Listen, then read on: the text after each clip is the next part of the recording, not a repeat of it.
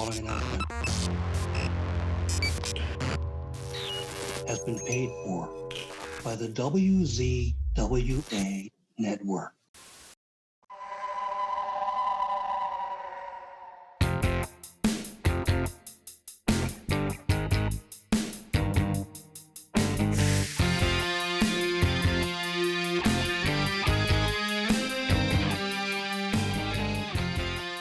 Ladies and gentlemen, welcome to the Insider's Edge podcast here on the WZWA Network. I'm your host with the most on the West Coast, Karlifornia and Fury. It's a joy to be with you all once again. And speaking of a joy, right here, right now, I get to speak to a man who I've known for so many years, but I've actually never really had like a full-on conversation about his time in the world of professional wrestling.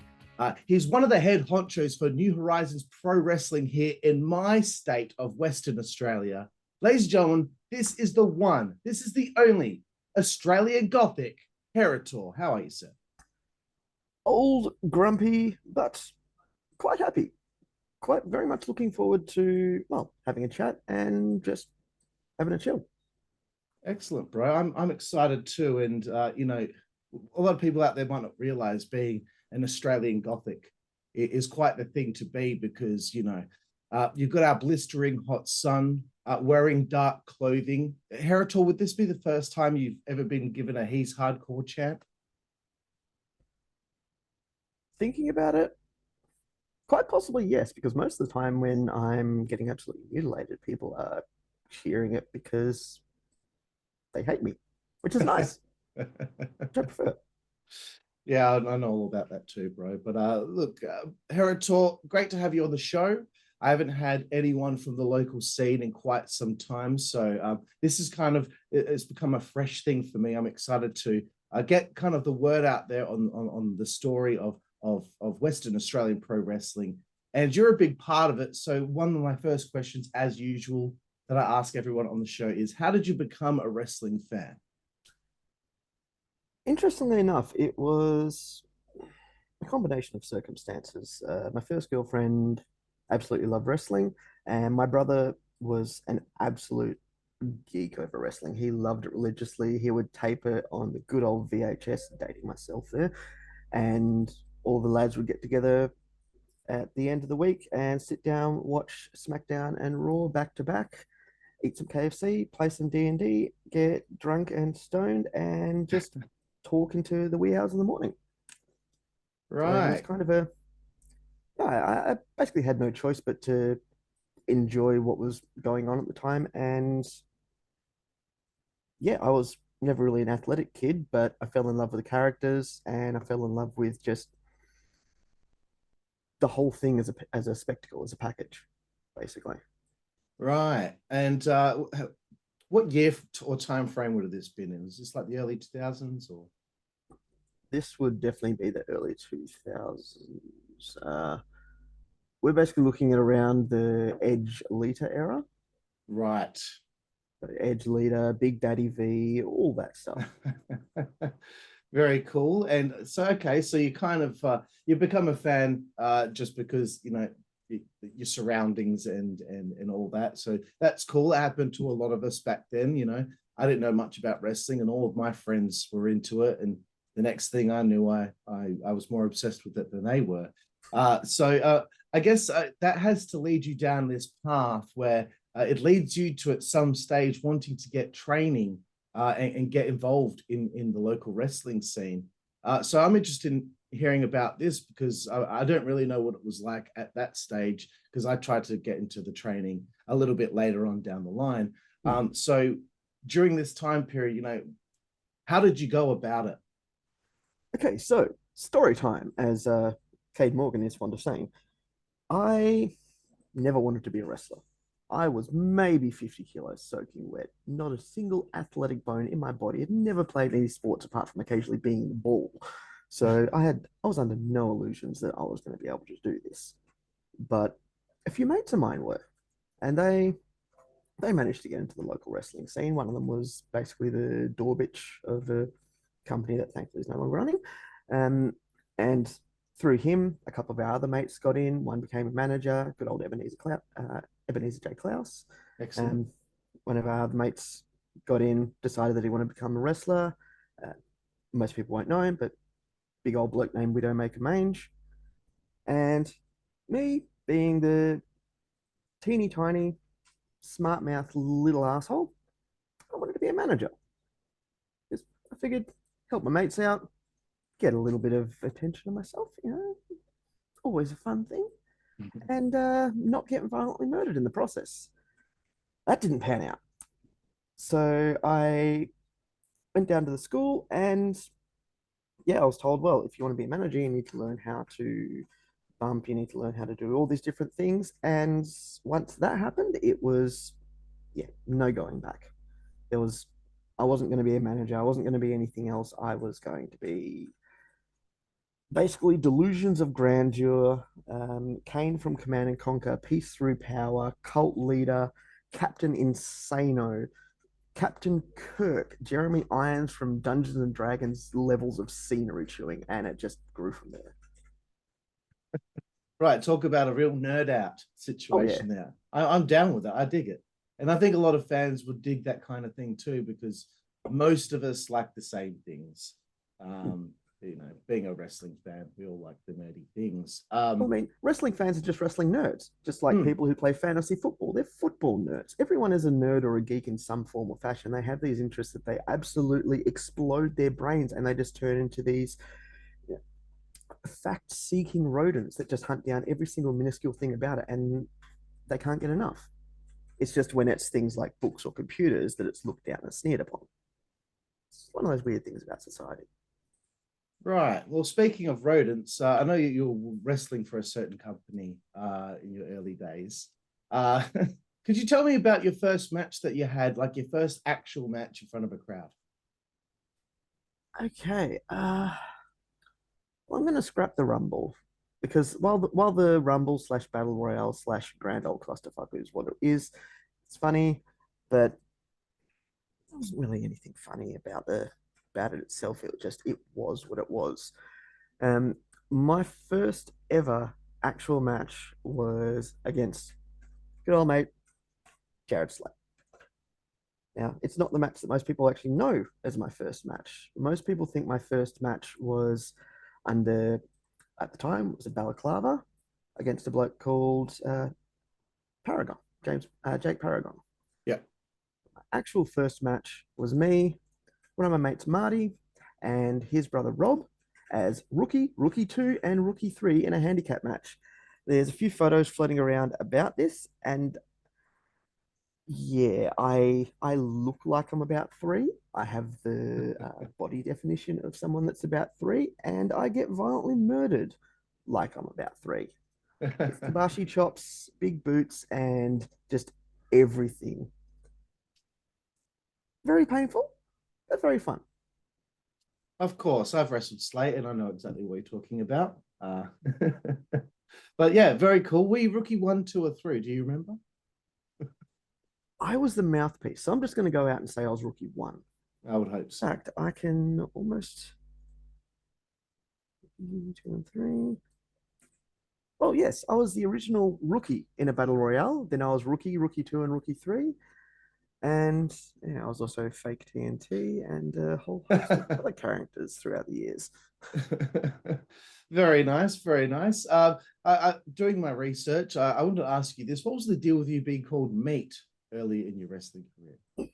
Okay, so another story time. And this one is, it doesn't exactly paint me in the best light, but it's also hilarious. So I'm going to run with it. We were training one day and one of the guy's girlfriends came down, started watching, and she brought a couple of friends. And the instant that these girls walked in, training changed from everyone fucking around, everyone just being absolute idiots, because that's all that training was back then at this place, to, oh, I'm going to do my backflips, I'm going to do all my somersaults, I'm going to hit people hard, I'm going to do all these things, I'm going to show all these girls, oh, look at me, I'm a big tough man. Hey, ladies, you want some of this? And I can't even remember who was running training at the time, but there was because I was basically the sacrificial pawn, as I always am. There was a bit of a wink and a nod over to me to, hey, get rid of them. I had no power. I had no way of turning around to these elect girls and saying, "Hey, can you please leave?" So the only way I could get rid of them was to be obnoxiously myself, which was just the nicest, most charming person I ever could. And again, I resembled nothing more than a 3 kilo soaking wet drowned rodent at this point in time. I didn't even have a goatee, so I had the baby face to end all baby faces. I had thin, long black hair that looked like it had just been regurgitated from a cat's hairball. And yeah, no muscle, no definition, no nothing. It was really just like a vaguely hairy sentient slug crawled up to you and just went, "How you doing? You having a good time? Just chilling? Yeah." Just not being overtly sexual or anything, but just friendly. Yeah. And yeah, that very much quickly turned one of the girls from going, "Oh, this is fun," to, "Hey, can we go, please? Can we leave? Yeah, we're going to go now." And that was the end of it. Then we found out that the girl was going to be coming to the next show. So shenanigans. It was decided that I was going to be facing one of the guys there, as I mentioned before, Jake Paragon, in technically my proper debut. And we wanted to play around because we were all horrible dumpster fire human beings back then. So we decided that if I came through the curtain and she saw me and she knew it was me, there's not much of an opportunity for shenanigans there. However, we had a box full of random props. In said box was a balaclava. Balaclava over my face, no one can know who I am. Rummaged through my clothes at home, pulled out an old Hawaiian shirt, pair of black work pants, which made my ass look fucking fantastic, might I say. I have always had a booty. I will always have a booty. I had a booty before I got into wrestling. So it's just one of those things that just everything lined up. And we felt that, okay, we need to, we're really going to go the full hog here. So found an entrance music, Regurgitator's the Game, which, awesome song. Regurgitate, of course, being an Australian band. So, the band in the bubble for those of us that were alive back then, which you were, maybe a few other people were, and they're probably looking at us going, "Grandpa, what the fuck are you talking about? Time to take your meds." But yeah, Regurgitator's the Game, awesome band. And the start of the music sounds like really cheesy porno music. So it was decided, right, we'll put all these things together, get a feather boa, come out, do a bit of the older, Rocky Horror, Frankenfurter, Sweet Transvestite, full on with a feather boa, gave her a little bit of a lap dance. She really liked it. Get in the ring, get absolutely mutilated. And about halfway through the match, she was told, "Hey, she liked that guy." Yeah. "Oh yeah, who is he? You remember that guy from the last time we came here?" No. By the time the match was finished, she was gone. I can't even remember if she actually stayed, like if her friends stayed there or they left with her, but it was just a case of, one, okay, we've just driven someone off who was annoying, essentially, because again, we were immature. Well, I was a young adult, but mentally at that time I was maybe mid to late teenage. Yeah. And also the crowd seemed to really get behind this balaclava Hawaiian shirt weirdo. So instead of being once off, it was, right, you're this character from now on. This is what you're doing. And through no fault of my own, I got over. It was really disturbing, but people like that kind of shit. Fair enough. Right, fair enough. Okay, well, it's good to see that at least one version of somebody called Meat got over. No offense to Sean Stasiak. But I'm pretty sure I basically weighed as much as one of his legs. It appears that like you didn't wrestle too long in this company, All Assholes Wrestling, in around 2008 era, before wrestling on a show called SHWA Exodus, which I'm assuming Exodus means something for a specific reason. But I don't remember or know the story. What was the situation there? So some of this stuff has been hidden / misconstrued / kind of lost to time over the years, purely because some of the guys that were around then, just no longer in wrestling anymore. But realistically, it's an interesting story, and it's one that deserves to be told. We were back in this old company where we're going to be having a meeting at one point in time, and one of the blokes that was kind of up there, one of the head honchos, he was quite happy. He was having music played through the computers. He was chilling. He was having a good time. Um, I was told, yeah, this meeting's going to happen. We need to get the music turned off by one of the other top guys. Turn the music off. Didn't go down too well by this guy. I ended up having a chair thrown at me, missed me because, among other things, he had very bad aim. Um, that was kind of the catalyst as to why I was going to be leaving. But around that time, uh, Paragon had put together some money, bought a professional wrestling ring, and there was a whole group of guys who were just really just disaffected by the way this place was run. Um, Various scandals, like some of the guys that are no longer there, that are no longer in wrestling, quite thankfully, and rampant drug use and all sorts of other bits and bobs. Like, I'm not even talking about weed either. I'm talking about hardcore stuff, which not a good thing. Drunken trainings, just bad stuff altogether. And it ended up happening that essentially there was a little coalition of like-minded people got together one day at a house, and there was just a discussion about, like, look,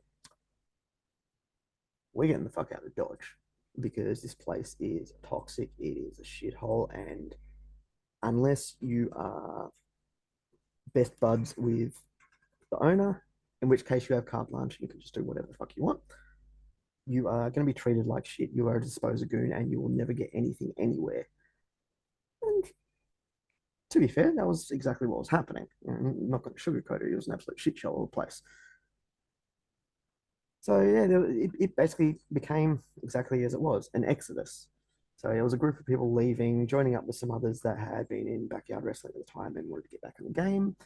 Just a whole group of people with varying motivations, but their overwhelming thing was they wanted to wrestle and they wanted to have fun and they wanted to put on shows.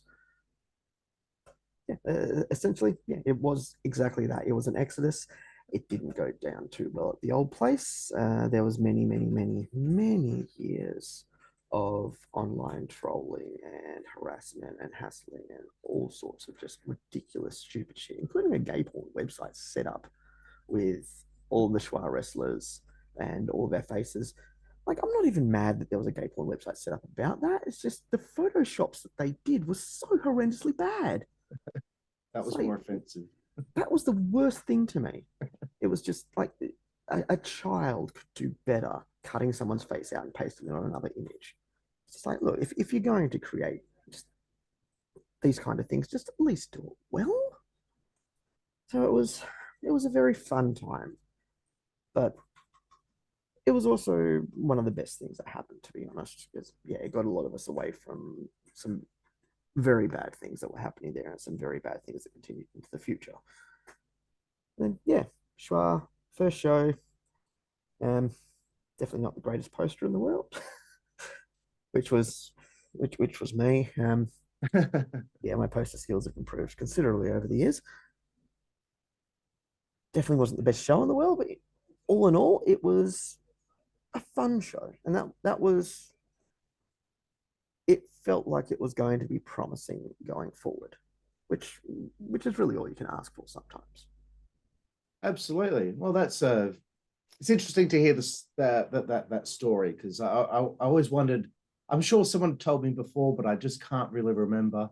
But that's kind of how the Southern Hemisphere Wrestling Alliance is born. So tell me a little bit about, like, those early days of the new wrestling company. So now there's 3 in Perth at this point. What were the early days of Schwa like?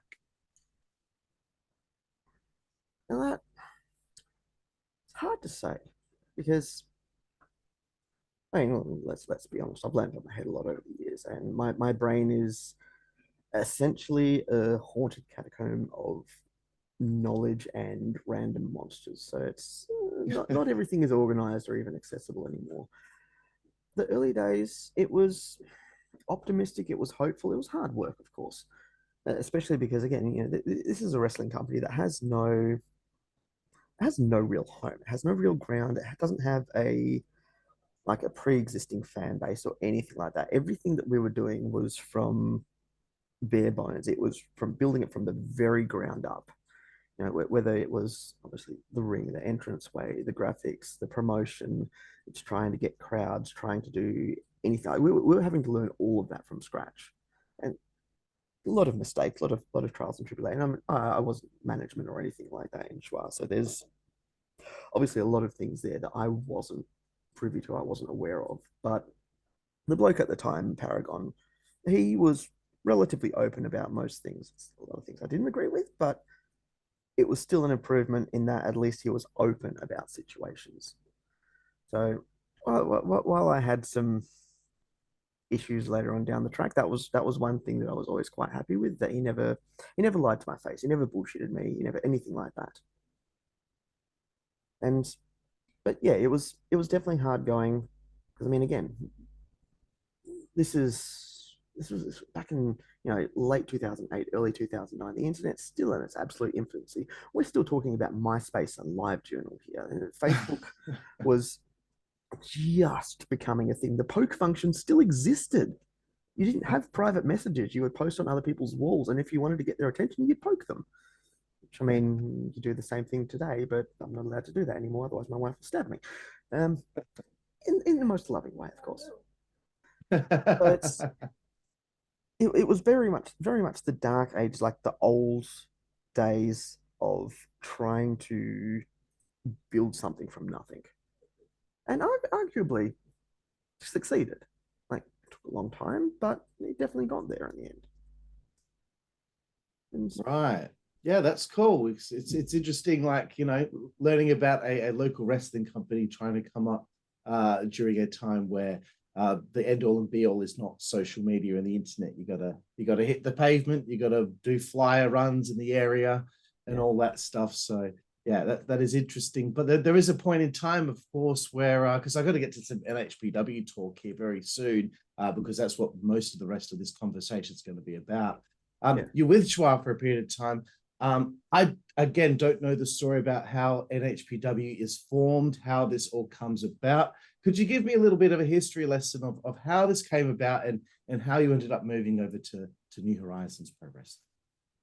So NH was NH was interesting. So New Horizons Pro Wrestling, obviously being the brainchild and the company of Mana the Polynesian Warrior, which is a name a lot of people know about, and some people love him, some people hate him, but I don't think there's anyone out there that can dispute that he has been a force and he has been recognizable throughout his entire career, and he's done a lot of things for professional wrestling, both in ring and then outside of ring once he's retired.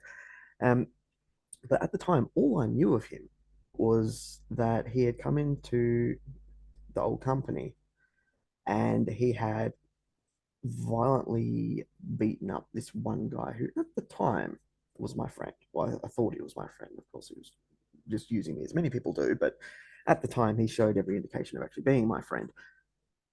I wasn't there at the show. I was sick. So I saw no footage. I heard nothing. All that I knew was that at one point in time, this guy ended up getting power bombed into a wall, which isn't as bad as it sounds for people that have seen a lot of the fun stuff from wrestling history. This is the same wall that Carlo Cannon later on or tried to do a backflip, like the wall run backflip over someone, and he actually put his foot through the wall. So if anyone out there that's listening to this has ever seen that clip from Carlo way, way, way back in the day, it's the same kind of wall. We're not talking about powerbombing someone into a brick wall or concrete or anything like that. It's just plasterboard. Right. Not exactly the best thing, but still scary as hell.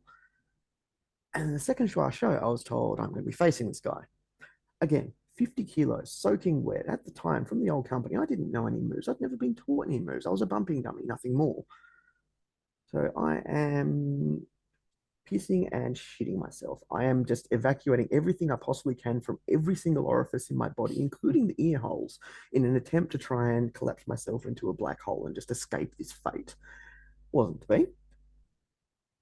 On the day, I meet him, and he is even bigger than what I'd seen on the few photos. I was petrified. I was horrified. I was frightened to fuck of this guy because he's a legitimate monster, legitimate big man. I mean, this is a guy that went toe to toe with Abyss how many times?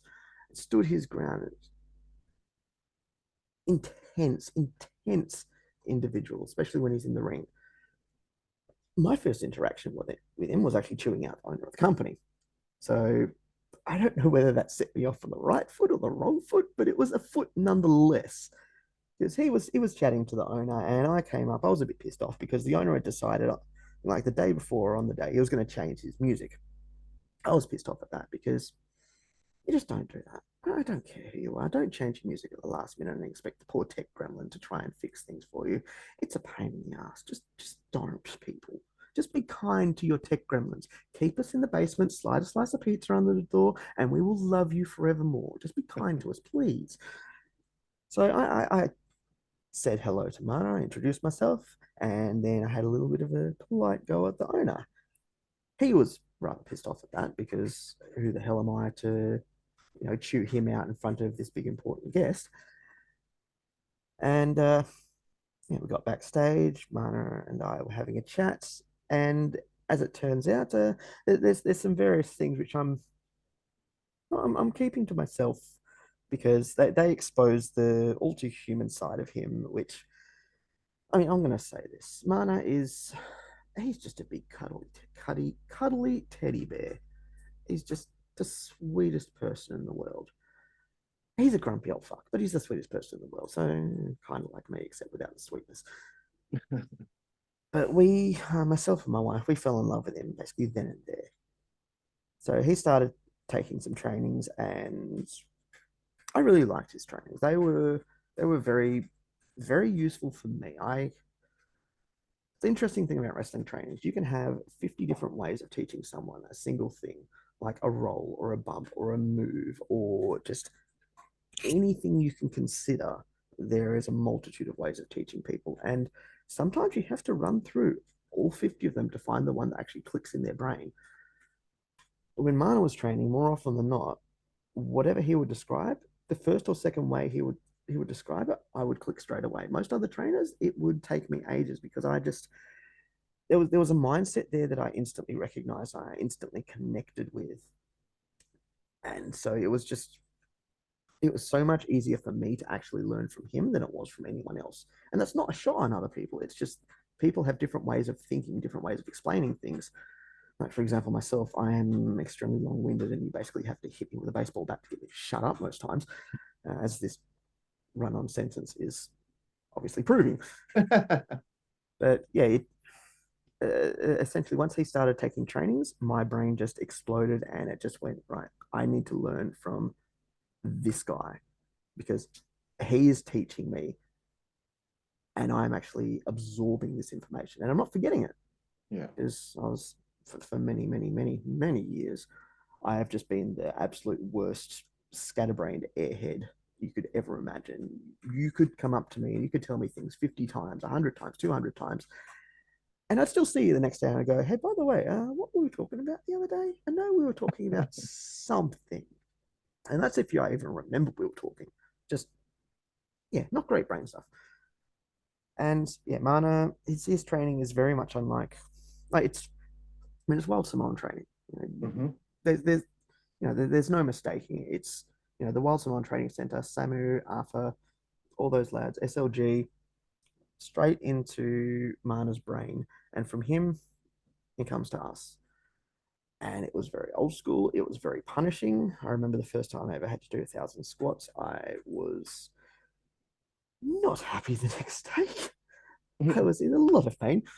But it's also put me in a very good stead to actually still be doing what I do, even with the amount of mistreatment I've done to my body. I can still do so many things that, after all the things I've done wrong over the years, I probably shouldn't be walking, let alone wrestling.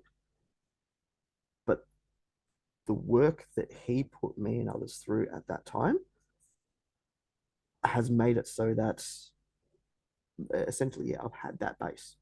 I'm not strong, I'm not fit, I'm not athletic by any means, but I'm a tough motherfucker now, thanks to him, which is very useful. I can imagine.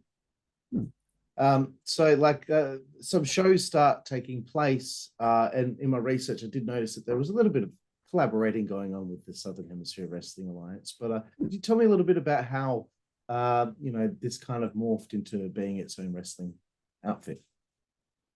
Um, so yeah, the first few shows were very much in collaboration with Schwa. It was the NH was really designed from the get go. It was designed to be essentially a super show company.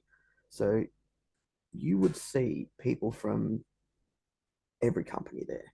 That was Right. always the goal. That was always by design because we wanted to create a place where the local guys who at the time, I mean, it's still a problem that persists to this day, even with the way the internet works. Local guys really do not get the eyes on them that they should. We're not over east. Perth is. I mean, hell, you're a muso. You know what Perth is like for tours, for attention, for Yeah. anything like that. It's non-existent. And hell, the fact that Weird Al's coming here next year blew my brain because I'm just looking at this going, wait, you mean someone's actually remembered we exist? That's awesome.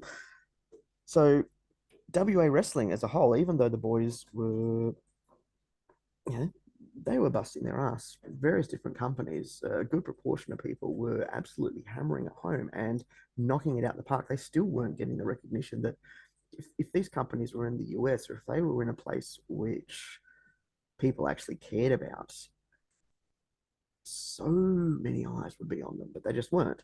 And that was one of the things behind NHPW was bring these international wrestlers down, bring these interstate wrestlers over, get more eyes on wrestlers here, get more opportunities for them, and get connections and just help everyone and everything.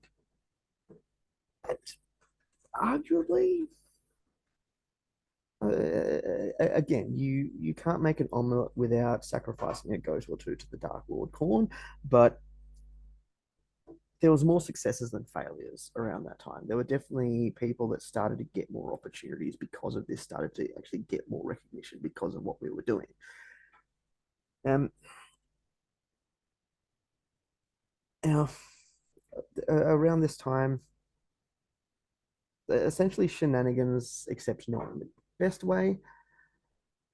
I've heard all sorts of different stories as to things that happened around this time. This was during one of the periods where I, I've I was a sickly child. I'm not really one. I've never been a health nut, and my body has returned that in spades. There's been periods of time where I have just been completely out of the loop of anything and everything because of various health conditions that I've had going on. And this is one of those times where I essentially just dropped out of everything. I was still present. I was still around people. Like I hadn't completely disappeared off the face of the earth. But as to the actual truth and exactly what happened around this time, I can't say for sure. All I know that there was miscommunications between the people that were running NH, the people that were running Schwa, and it ended up becoming a case of, right, we're going to be going our own way. And I mean, I was torn because you know, Mana, he very quickly became my brother from another mother kind of situation.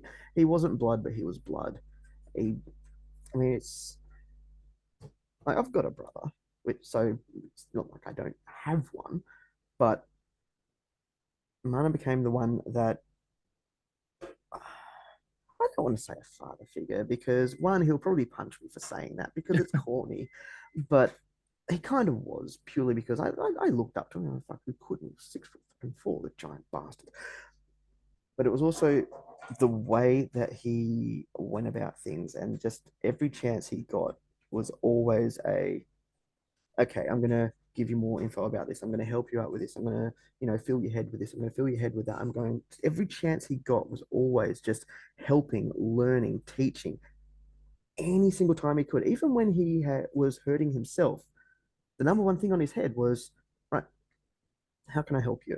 How can I give you a leg up? How can I boost your life? How can I boost your career? How can I help you out with the problem you're having?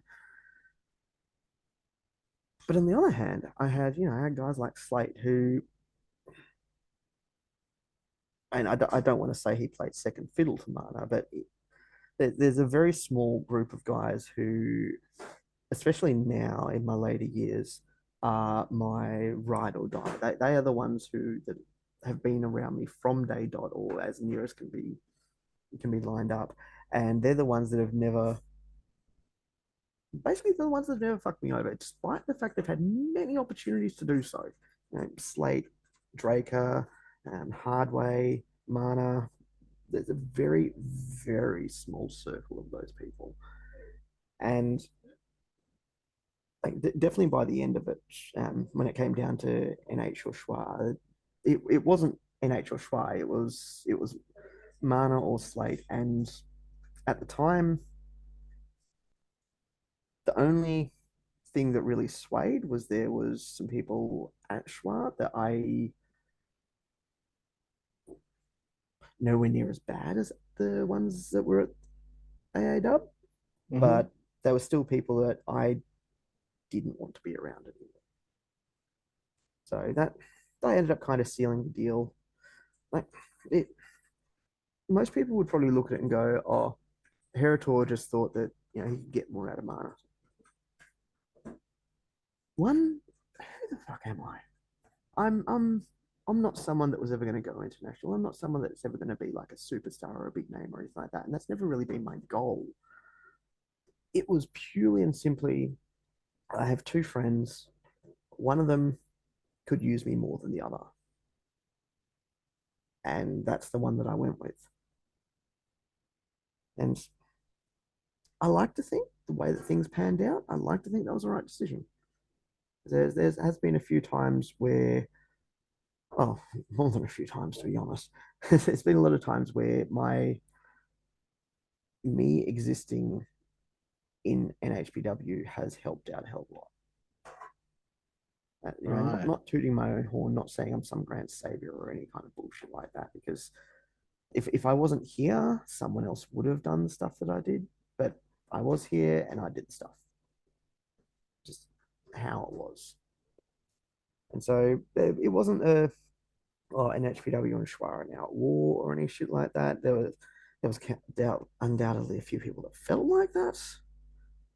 But I mean, fuck, I'm lazy at the best of times.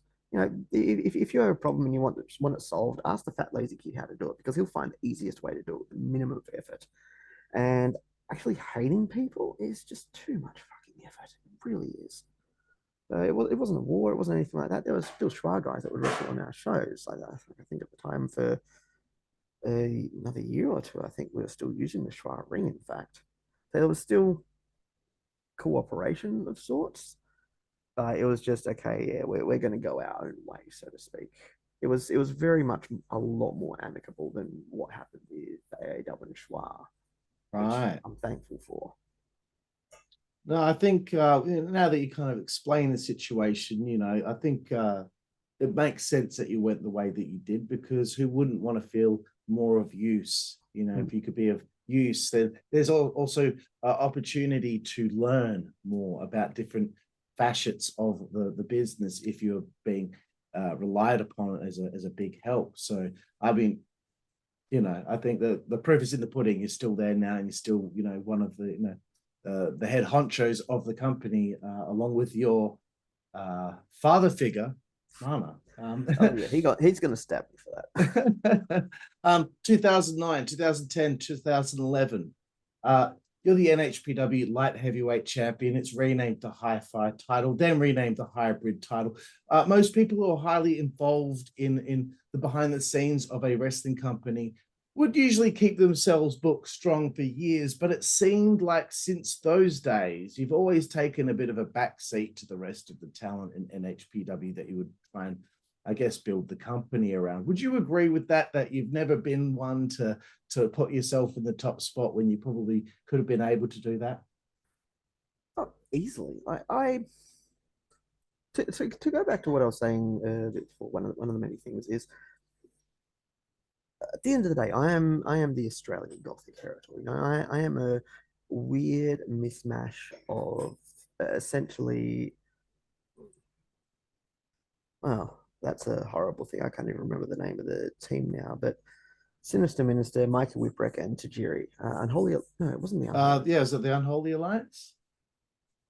That's going to bug me now. I'm going to have to double check that. We're going to go with the Unholy Alliance. But essentially, if you glued all three of those together, too, so keep going. Yeah, like you glue Mikey Whipwreck's, sheer bumping ability and just ragdoll physics. You glue Sinister Minister, particularly the half cut promo. We were right. Yeah, excellent. Like the half cut promo where he talks about accidentally almost blowing half his finger off with the flash paper. That is still one of the best shoot interviews that I've ever seen. And Tajiri, because he kicks and chops like an absolute motherfucker, and I do too. You glue those three together, that's basically me. Right. I don't, to actually toot my own horn here, which I hate doing. I mean, as you just highlighted, I don't want to be in that position. I don't want to be in the spotlight. I want to be the guy that helps everyone else get to that spotlight. Yeah. But I also don't need the spotlight. I am purely and simply a scenery chewing gremlin that can just walk out there after 3 years of no one seeing me or anything, and within 30 seconds I'm over. I'm going to be loved or hated. Whatever my goal is, whatever I am aiming on doing, as soon as I walk through that curtain, that is what's going to happen. So I don't need to win and beat everyone. I don't need to be ranked, so to speak, to be. I'm going to use the word viable.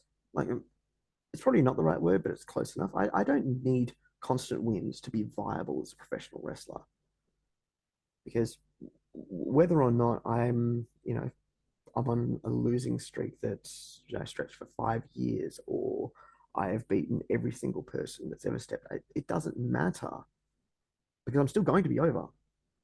So I would rather give those wins. I'd rather make sure. I would rather make sure that other people get those wins, because, yeah, honestly, I don't need them, and I never want to be seen as that guy, because I mean, again, we've been around wrestling for a while. How many people are like that? Oh, I'm running the company, therefore I'm going to be in every storyline. I'm going to be in every top match. I'm going to be facing this big guy, that big guy. I'm going to be beating all of them too. And if you act up, then, oh, buddy, you're going to be having trouble because I'm going to beat you as well. And all that kind of fuck that shit, basically. Yeah. There's been occasions where I've actually fought against winning matches because I don't need it. Like, I know there are people, especially people that have retired, left, so on and so forth. There are people that must think that I have an ego, but it's like the only thing I really have an ego about is the knowledge that I possess and some of my design skills. Like, there are things that I will sit there and argue until I'm blue in the face that I am damn good at these things.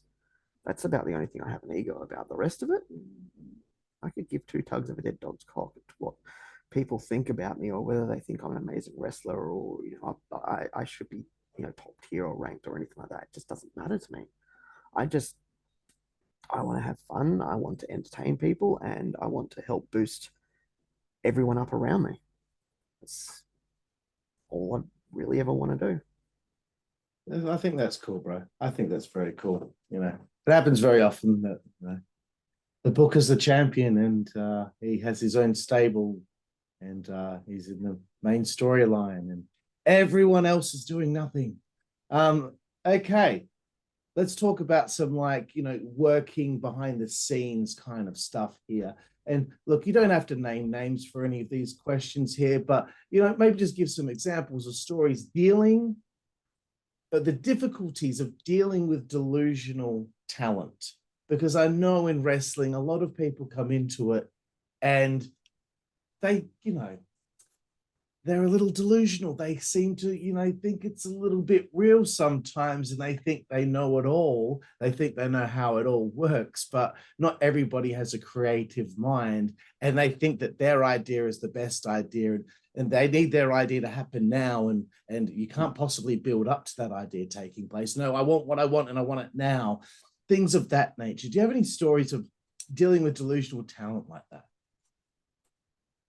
Oh, I mean, as much as I love the wrestling business and I love the wrestlers, even though they can sometimes shoot me to tears, working with wrestlers as a whole is either like herding kittens, as in fucking impossible, or it's like trying to run a high school full of prepubescent emotions and drama and days of our lives level bullshit. With that being said, though, like there's people. I know there's people, and I know there's been situations where people have basically put their foot down and said, "No, it's my way or the highway. I want this, I want that, and I want it now." I'm full Violet Beauregard. Beauregard? Pretty sure it's Beauregard. I think it is. Yeah. Like this is one of the times where not just trying to actually dig through the mud pile that is my brain can be tricky. Like about the only time that one that I can think of, there was a guy here who wanted to reinvent himself, which fair enough. I've been in the situation, and I know many other people have. Occasionally you want to do a clean break, a full change, and you want people to completely understand that, okay, this is no longer Steve the Solo Man. This is now Buzz Lightyear number 72, and there's a clean break between the two. So they requested, they actually didn't want to get booked on shows for a while. Fair enough. Ask, shall receive. Don't get booked on shows for a while. And they start complaining they're not getting booked on shows. And we're sitting there and we're going, you asked for this. And then you were going to let us know when you are ready. And you haven't let us know that you are ready. Are you ready? No. Well, then why are you complaining? It's you are a cat that has plonked itself in front of its food bowl. And I'm going to use cat analogies. I have 8 cats. So my life basically revolves around wrestling and cats. And if I could get cats into wrestling, I would be complete. I'm surprised it took this long for a cat reference to happen. Honestly, I'm surprised that one of them hasn't hopped up and decided to gaze into the camera with a great eye of Sauron yet. But some people, and it's not just wrestling either. Some people are just cats that have plonked themselves in front of the food bowl, and they have pushed their biscuits so that there is this minuscule empty space right in the middle. The bowl itself is overflowing with biscuits. There are biscuits galore. This is like biscuits from heaven type situation. But because they can see that tiniest speck in the middle of the food bowl, they can see the bottom of the bowl, they are howling like they are being tortured on an Iron Maiden that has been specifically adapted to fit a teeny tiny kitten. And if you walk up and you push the biscuits so they all collapse back down and it's all level and they can see they've got a perfectly full bowl, they will frantically dig until that space is empty again and then start screaming at you once more. And you wonder, is it attention? Is it like the wife just started watching Lucifer again? So the classic line, what do you truly desire? That's really what springs to mind is, what do you actually want? Because if you actually wanted what you are claiming to complain about, we are trying to give that to you. But the answers are basically, they're never forthcoming, or if they are, they're never honest. And it gets to the point where you get really tired of just going into that same circle, because I mean, you know, you're Sisyphus, you're pushing that boulder eternally up the hill. And at the end of the day, the boulder says it's satisfied, it's happy. And while you sleep, resting, exhausted from your labors, the boulder has rolled itself merrily back down the bottom of the hill. And the dawn breaks, and you look down and you see the boulder gazing up at you and says, again. And you get tired of it.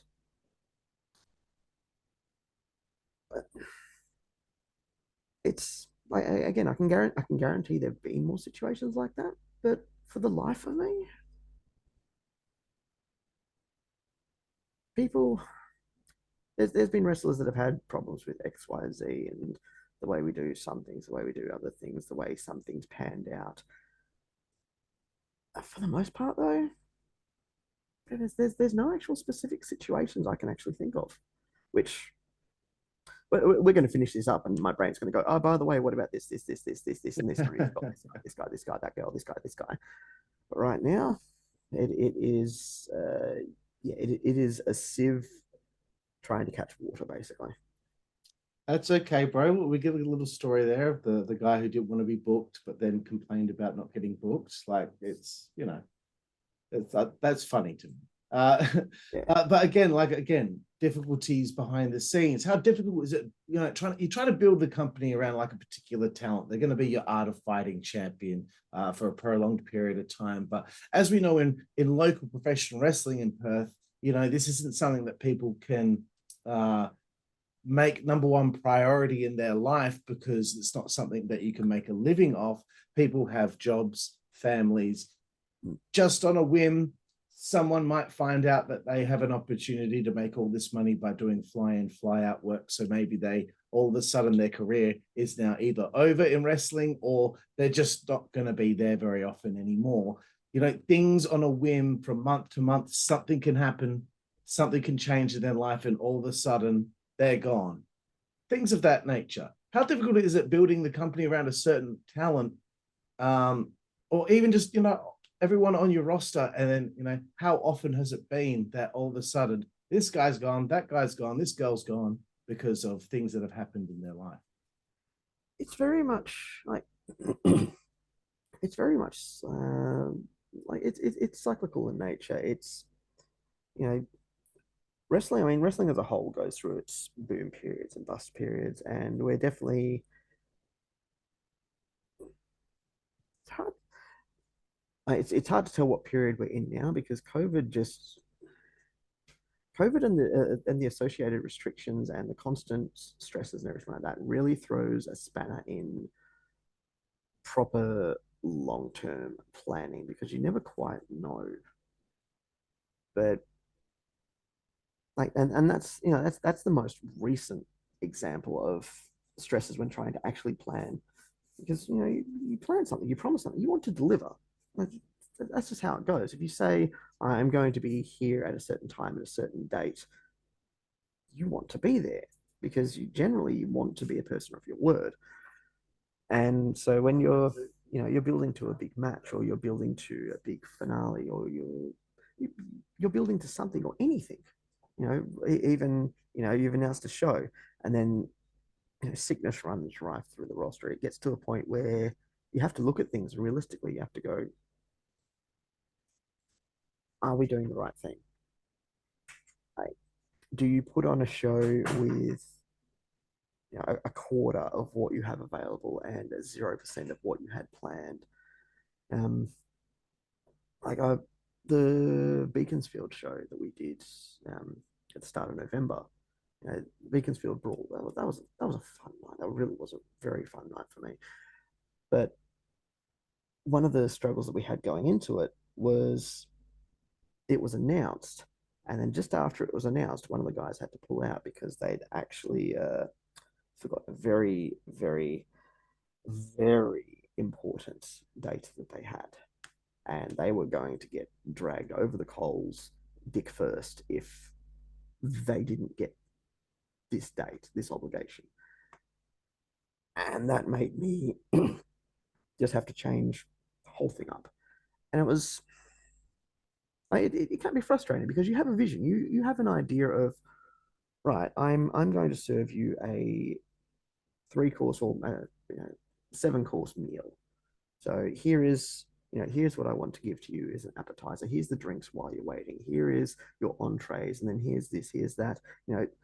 Top it off with the dinner and then the dessert. All in nice even orders. This is exactly what I'm going to serve. These are the ingredients I have. And then you get to the restaurant on the day and you discover that half of the food is spoiled. There's been rats rummaging through one of the packets.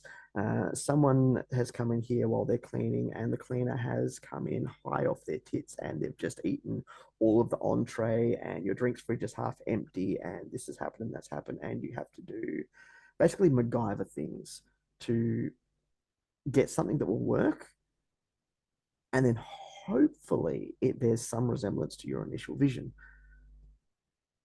It's very difficult, and it's not something you can't place the blame on the management. You can't place the blame on the wrestlers. You can't place the blame on COVID or society or anything else. It's just shit happens. I like to call it the fucking thing because it's really what it is. It's just, oh, my life was going so well, or my day was going so well, and then boom, the fucking thing happened. It doesn't have to be anything specific. It's just, this is the plan that you had. And now that plan isn't viable. So you're going to have to really think on your toes and try and come up with an alternative plan, and then hope that that plan doesn't get hit by the fucking thing as well. And you never quite know up until the time your plan is actually getting executed, even halfway through the plan getting executed, or the show going to, the show running. You could hit intermission and all of a sudden someone's hurt themselves and you now have to redo the second half of the event.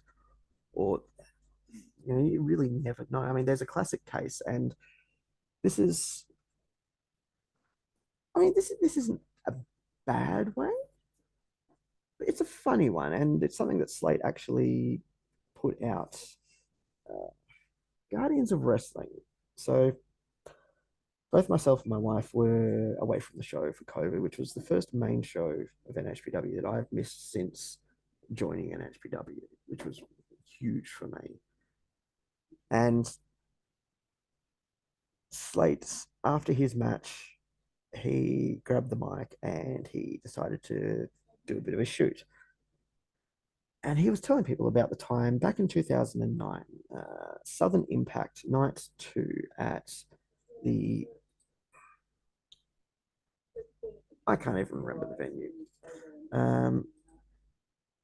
But yeah, somewhere along the Armadale line.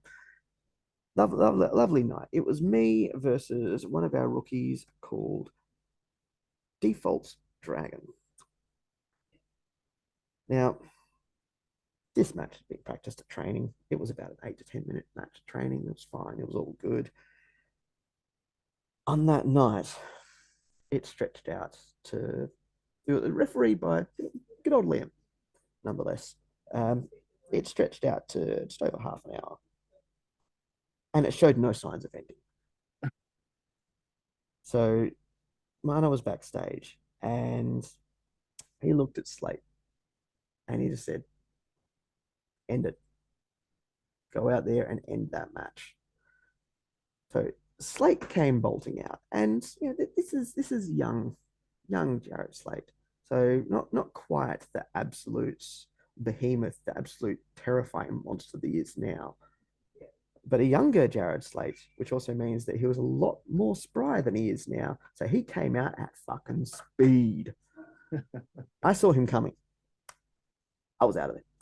I got straight out of that ring because I knew what would be happening next. If Jared Slate is coming out there unannounced, he's been sent out here. Hope we don't play that. I'm getting out of Dodge. My opponent did not see him coming. He was not so lucky. Slate made sure that match was ended. He made sure that match was ended quite emphatically. And I kind of got chewed out a little bit for yes, managing to stretch out a 10-minute match to over half an hour. Which, funnily enough, that was actually not the first time that I've done that. There was a Schwa show where things ran extremely short, and myself and Mange, who was Ron Page at the time, We were having a best of three series that night, and the first match was maybe a minute or so. There was like I got counted out straight away. Then there was a disqualification pretty much straight away because I'm the grumpy little midget. I don't actually want to face this big ass guy. And so the third match was an Aussie tow rope match. By that match, post intermission, the show had gone about 30 minutes.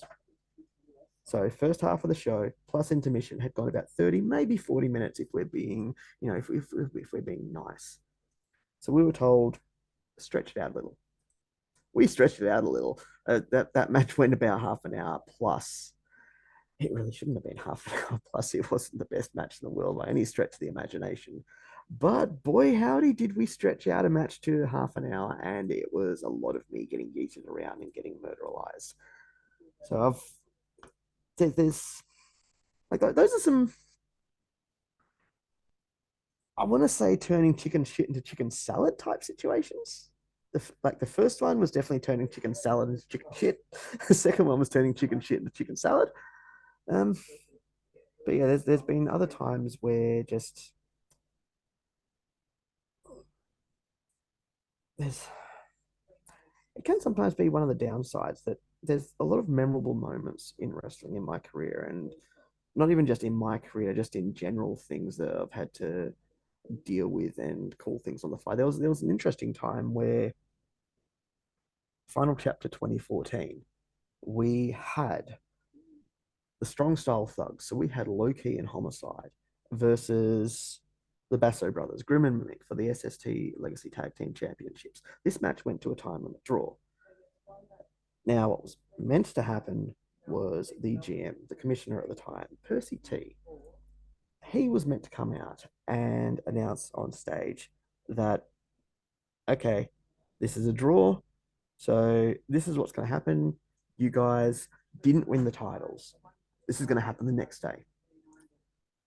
For some reason, Percy wasn't there. He was there earlier in the night. Something happened. I can't remember what. He wasn't there. I was the announcer at the time. So I took it upon myself to go, right, I'm covering this. I'm fixing this up. There's a cat. I am going to fix this. I could have cut the promo from the stage. I probably should have cut the promo from the stage. I didn't cut the promo from the stage. I got in the ring and I addressed Homicide and Low Key directly. Me, the announcer, wearing a suit, addressing the motherfucking Strong Style Thugs face to face and telling them, guess what? Essentially, guess what? Fuck you, buddy. Even though you guys have technically won, you haven't won, so eat a dick. That did not go down well. I got beaten like a redheaded stepchild, which again worked out well. Like I had no problems with it. I mean, it's wrestling. Yeah. But it was just one of those situations where, okay, shit's fucked. I'm going to unfuck this shit. And what seems to be a theme is when shit needs to be unfucked, I'm throwing myself bodily into there to get violently murdered. It probably says something about me. I'm not quite sure if that's good or what, but it's what it is. Very good, bro. You got to learn to pivot in these situations, and it's always a learning process. Yes. Just like Jared Slate's boot, I like to face challenges face on. Exactly. So, and again, I want to bring up the fact that NHPW used to bring in quite a lot of international talent. I'll list some names here, or some big names. Low Key, of course, Homicide, Colt Cabana, Balls Mahoney, Sammy Callahan, Kevin Owens, Adam Cole, Mercedes Martinez, Shayna Baszler, Awesome Kong. I could go on and on and on. Sanjay Dutt, etc. Do you have any fond memories or stories of booking any of these types of talent? I mean, booking side, I wasn't really involved with any of those type of things, but fond memories of the talent themselves, so many. One of the things that a lot of people don't quite understand when we bring over international wrestlers, it's because they are fundamentally good people. the wrestlers that we bring over, they are brought over because they will, not so much that they will provide the best possible international match. You know, that we're not always going to bring over the absolute top tier, the peak or whatever. We're going to focus on the people who have good attitudes. We're going to focus on the people that can be good examples, good role models. Like, Mercedes Martinez is the perfect example. You know, she is one of the most lovely human beings to ever walk the face of the earth. Same with Awesome Kong. Bring them over, show people that, look, this is, you know, she exemplifies hard work, dedication, just grindstone, just doing everything you can the right way, the proper way, the old school way to make it in wrestling. You know, don't stab people in the back for a penny. Don't screw people over for shits and giggles. Just work really fucking hard for everyone, not just yourself. Have a good attitude and good things will happen. You know, that's pretty much been the hallmark of, I'd say, about 95% of the international wrestlers that we've brought down. There's been a few odd cases where that has either been revealed later on to be false, or we've kind of discovered afterwards that, yeah, these people actually weren't great after all, and they were just faking being nice people. But for the most part, honestly, that's been one of the big things with these wrestlers coming down. There's some that again, I'm not going to fool myself into thinking, oh, these are my firm friends, these are my top 10, these, like, they love me like no one else or anything like that, because at the end of the day, it's wrestling. You meet a metric fuck ton of people, especially when you're of their caliber. But I've had sit downs and talks with so many of these people. Sometimes even like, we went out and we did karaoke with Adam Cole and Supremely Great.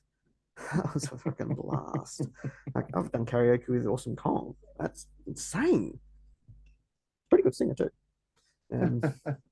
It's, sat back, had a few drinks with Head Shrinker Samo, buddy. Sammy Callahan, lovely bloke, really lovely guy, really, really intense. Was shitting my pants when he was coming down because first actual international, and then found out, lovely guy, really chilled, like, very cool. Balls Mahoney, he decided to take it on himself to put me over in the first ever global comp, like, not in a match wise, but we were doing the tournament's introduction of all the competitors, and he actually grabbed the mic and just essentially cut a mini shoot promo. Like, this guy needs to stay the fuck away from me because he's creepy as fuck. He needs to stay in that corner because I'm frightened of him. I'm like, thank you. I never expected this, but okay. Balls motherfucking Mahoney doing this. Just all these crazy, just weird situations that have just made me realize, like, there's a whole laundry list of international wrestlers out there that I've heard a lot of things about, and it basically amounts to never meet your heroes kind of thing. Like, there are wrestlers people clamor to say, oh, we would love to see this person brought down to Australia. We want to see him in Perth. We want to see NHPW bring them. And we've just looked at them and gone, no, they don't represent the type of attitude that we want to see here. These they may be amazing wrestlers, but if they're fucking dumpster fires of human beings, we don't want them. And that's, that stretches from international to local and the whole gamut in between. It's one of the things that we've always tried to foster is that, you can teach a monkey to wrestle. You can teach Broom, as the infamous quote goes. Broom versus Great Khali. You can teach a broom to wrestle, but it's very hard to teach someone to actually be a good human being. And there's nowhere near enough of those in wrestling. So that's the type of attitude that we try and foster. We try and ensure that people see that, yes, you can legitimately be a good person and still make it in wrestling without screwing others over. Right. Yeah. Oh, cool, bro. I understand. And some great stories there. Can we take a quick 5-minute break? Because I really need to go pee. Oh, yeah, no worries, bro. I'll pause it there. Okay, rightio. So okay, Heritor, excellent stuff. I wanted to kind of learn a little bit about, like, I guess some of the crowning achievements of NHPW, and what moments in history within the company could you pinpoint there being moments where you're like, that was a really good show, that's a crowning achievement, this day felt really good. Could you list off anything for me there? That's a that is actually a really, really interesting question. Like, there's a lot of shows that, for various different reasons, like there's personal and professional, basically varying different reasons as to why certain shows are very, like, have been seen as, yeah, a crowning achievement, a milestone, something special, something to remember. Um, like, professional wise, you've got shows like the third ever global conflict, first ever women's tournament in WA. That's, you know, before NH started actually focusing on women's wrestling. Women's wrestling was seen as an afterthought. I mean, fuck, one company had two 15-year-old girls bikini jelly wrestling, for fuck's sake. It's, all that kind of bullshit. Yeah. And we were trying our damnedest to actually get focus on people, letting people see that, hey, women's wrestling is actually pretty fucking cool. And yes, women can wrestle, and a lot of the time, women can wrestle rings around most of the guys that you seem to idolize just because they're guys. There's that. There's the Global Conflict Weekender, which was 2018, I think. That was the two-nighter that we did, which was just two shows, Friday, Saturday, back to back, all women's wrestling. The first Right. time ever that there had been an all women's wrestling show in Western Australia, ever. There's other firsts for women's wrestling, like Indie Girls, Indie Girls Australia. It's the brand that we're trying to give people an alternative to just the bra and panties bullshit, basically. Um, there's other things that have kind of been pipped to the posts where, people could say, "Oh, we've had the first women's championship belt." Like, you have.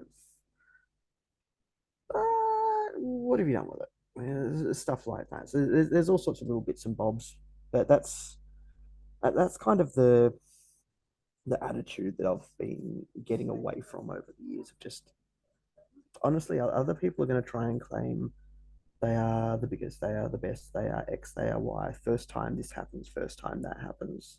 You know, if if people see that shit and they want to believe it, cool. If they want to actually look into the history of things and realize, hey, this has actually happened before, they're going to do that. So these people are really just saying shit for their own pleasure, which, hey, go for it.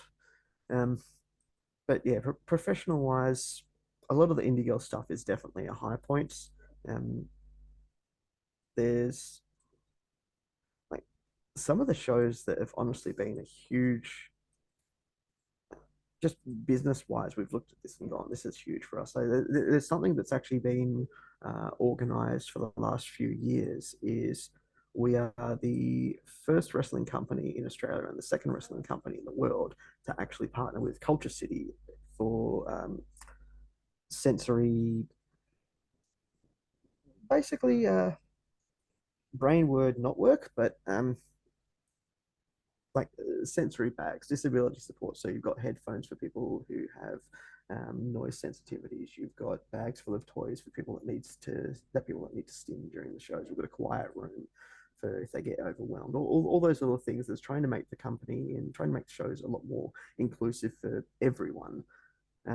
Like that's one big thing that I'll never stop loving, just purely because everyone should be doing it, and almost no one seems to give a shit about it, which really pisses me off. But yeah, there's other things that we've done. Like, we were the first, like, we beat NXT to wrestling in HBF Arena because we wrestled at the Evolve Expo a couple of months before them. Funny things like that. We've had wrestling matches that have stretched over 2 days. Stretched over midnight. The amplifier shows. We've there are boys out there that can actually turn around and go, I've wrestled in a match that's over 2 days. How good am I? The fun things. We held a show out front of a heritage listed building in the center of Kings Park, and this was the most insane thing ever because our locker room was the heritage building. So weird shit. Like there's all these different things. Like people will always try and go on about again, like we've got the biggest, we've got the best, we've got the brightest, we've got all these different things that are cool. Like, make no doubt.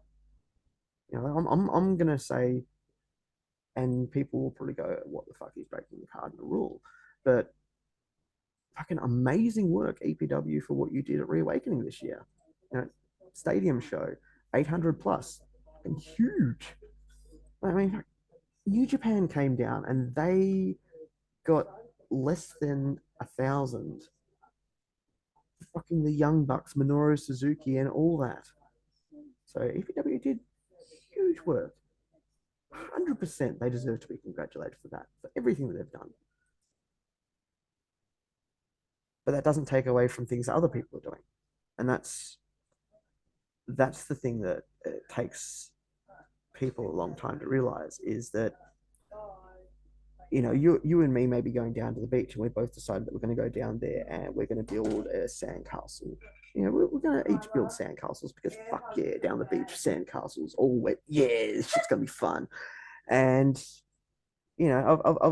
I've built a little one and it's maybe knee high and it's just this mound with a couple of holes dug in it.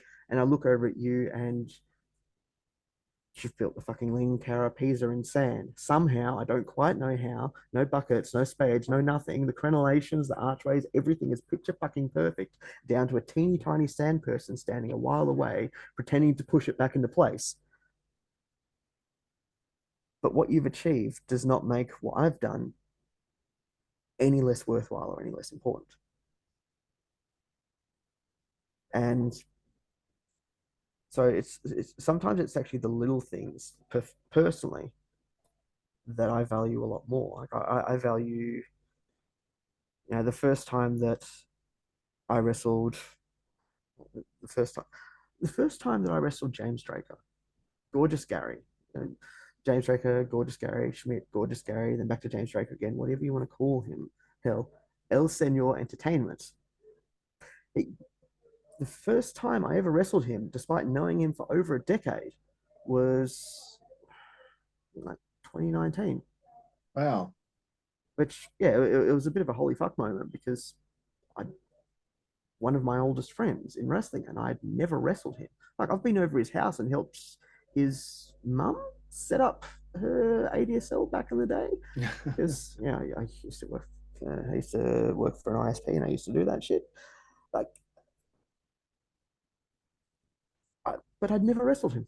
Just never had the chance, never had the opportunity, ever. And like that in itself, that was a milestone to me, almost bigger than facing Sammy Callahan. Because this was, and not to diminish facing Sammy motherfucking Callahan, because I want to do that shit again. Because that was fun, and I think we would have even more of a blast these days. But my match with Draker was personally a huge crowning moment for me. Just like, hey, if I ever manage to drag you in the ring, which I've talked about a few times over the years, I'm not met you yet. And I've said this to some of my other mates as well, like some of the boys that have been training, whether for various reasons, injury-wise or work or family, like you were talking before, things like FIFO and, shenanigans, circumstances, the fucking thing, whether whatever the circumstances, they are nowhere near as far along as they'd like to be. And I've told every single one of them that one of my goals is to be able to get them to the point where I can step in the ring with them and have a match with them. Even if it's a 2-minute one at a house show or a festival, whatever, I don't care. Because one, I get to have a match with them, which I love getting beaten up by people. It's fun. And two, it means that they get to be in that ring. They get to have that experience. They get to finally step in. And I don't care if no one else would step in the ring with them, which is, I've seen some people have that kind of attitude with some wrestlers, like, oh, I'd never wrestle them. I don't trust them. Like, who the fuck are you? But no matter what, if they're putting in the hard work, they should get something out of it. And I want to, even if nothing else, I want to be the one to help them get that. So there's been a small list over the years of me being able to go, I've helped this guy get in the ring and have his first match. I've helped this guy. For the longest time, I was the guy that everyone had their first match with, no matter who you were. It was really only when my body started breaking down and my brain really started deciding to fuck itself with an ice pick that I wasn't capable of doing that anymore. But yeah, personally, the biggest is the 2 final chapters. Actually, no, I'm going to say 3, because 3 final chapters for differing reasons. The very first final chapter, Mana's retirement, that was a huge milestone. Like, emotional wise, just everything. The entranceway looked like shit. The setup was not great. This is, late 2000, like late 2010s, and it was dog shit. Our setup was not great, but none of that mattered, because there was only one match on that show that was truly important, and that match happened. It was Tama versus Mana versus Samu. All 3 of them absolutely fucking lovely match as well. Like, especially sitting down at the old school, the slaughterhouse, just chatting about wrestling with Samu, and he'll just occasionally look at someone and be like, they're not listening. Oh, they're not paying attention. It's just like, oh, you're paying attention now. Glad to see you back with us. It's just that cheekiness. Again, it's not a side that you see often of some of these guys, but it's lovely just to be able to relax and just be human with them. But yeah, so final chapter 2010, most definitely a huge crowning achievement. Also, it was our first final chapter. Final chapter 2012, because that was, no, wait, sorry, 2011. I land on my head a lot. Final chapter 2012 is where my shoulder shatters off. Final chapter 2011. Actually, I will get into chapter 2012. Final chapter 2011, because I did something that no one, including myself, ever thought I would be able to do, which was have an actual proper hardcore match. And this was, okay, story time. And this is what happens when you ask me questions. It is segue after segue after segue, because it's what my brain does. Story time. Final chapter 2011. The whole reason this match, Cable, 7-foot walking death sentence, the Widowmaker Mage, and the Australian Gothic Heritor, Apocalypse, the triple threat hardcore mask versus hair match. The whole reason this match came about was because Mange was going to retire. He was going to shuffle off into the sunset. And so quite appropriately, it had to be spectacular. It had to be specific. Now, I used to have hair, and I'm jealous of all of you motherfuckers. I'm looking straight at you right now. I'm jealous of you, motherfucker, because you still Really? have hair. I do? More than this shit.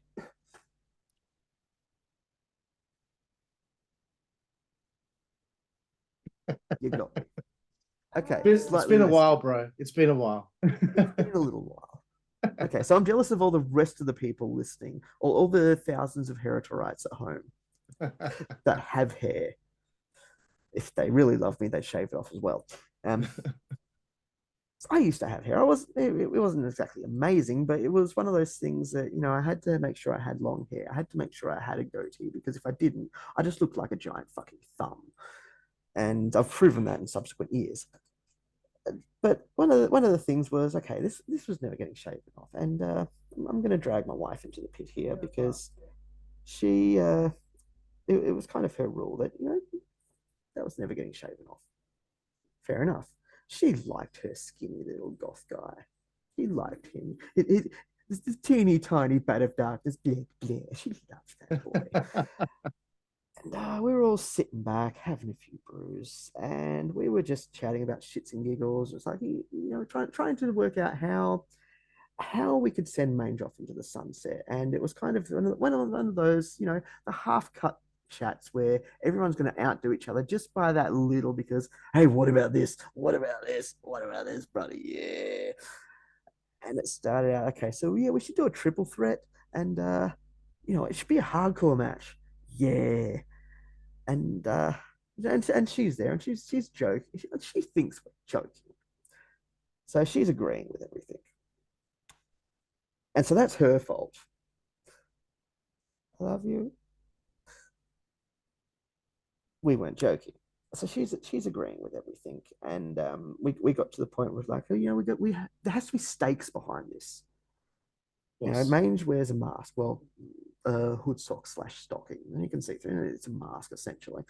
Cable wears a mask, originally a Slipknot mask and then a custom designed one. I can't remember where he got it from, but I could swear it's from that Rockwell masks, the one that did like the G-Raver and all those other ones, the really high quality detailed leather ones. Amazing quality. I've seen it a couple of years ago. It's still in excellent condition. So mask, you normally have a mask, but I don't have a mask. What could I possibly sacrifice? What could be a threat there? And I think it was Mange, or I can't remember whether it was Cable, said mask versus hair match. Lovely wifely. Go on then. So we looked over to Mana. We're like, we got approval. She did not like that, especially when she found out what was going to be happening in the match. So that was the setup. Now, show day, final chapter, 2011, Medina Hall. I made sure that she knew everything that was going to be happening to me. Or rather, I made sure that she knew everything that I knew that was going to be happening to me. Yeah. Sarah Del Rey, Kings of Wrestling, NXT trainer, is also there. She's got her match. I think she had a tag match with Percy. I can't remember who Del Rey tagged with. I know it was against Percy T and Casey Cassidy, but I can't remember who she tagged with. Someone. But so she, she's not really an advocate of hardcore as far as things go, but that's fine. And reluctantly, because people would have it no other way, we were main eventing, which I'm not fond of. I don't believe I deserve to be in the main event, especially when we've got so many other talented people there. But there was no arguing with the powers that be. We were in the main event. Fair enough. And well, so Mange's mum, she was a bit poorly. Her health wasn't exactly the best. And she was in the audience because she always came to support her son. She wasn't really a fan of the wrestling herself, but she came to support her boy. Admirable, despite how poor her health was. So we're doing, the match kicks off, and we're doing all these crazy things, and Mange decides that if this is a mask, in character, right? This is the Widowmaker Mange. He carries around a noose. He is not the most mentally stable of individuals. So he decides mask versus hair. His mask is just like a tube sock. So someone could just grab him and just yank it off. Boom, he's lost. The only way to fix that is to get a staple gun and staple the mask to his jawbone, which he does. Not kayfabe staples either. This was just the staple gun. I know this because subsequently I got stapled with staple gun as well, which I did not know was going to happen at the time. And when it happened, my first response was, fuck, punch straight to the balls. So, you know, see, it's fair. Yeah. And so I didn't know that I was going to get stapled. So my wife didn't know I was going to get stapled. To say she was displeased about this turn of events was an understatement. So she did know that I was going to get my head shaved, and she'd made her peace with it reluctantly because she couldn't convince us otherwise. Mange ended up having the staples ripped out of his jawbone with a pair of pliers before having the hoodstock ripped off his head. And so we all stagger backstage post-match. We're cleaning ourselves off, recovering. Now, there's plenty of movies which have like a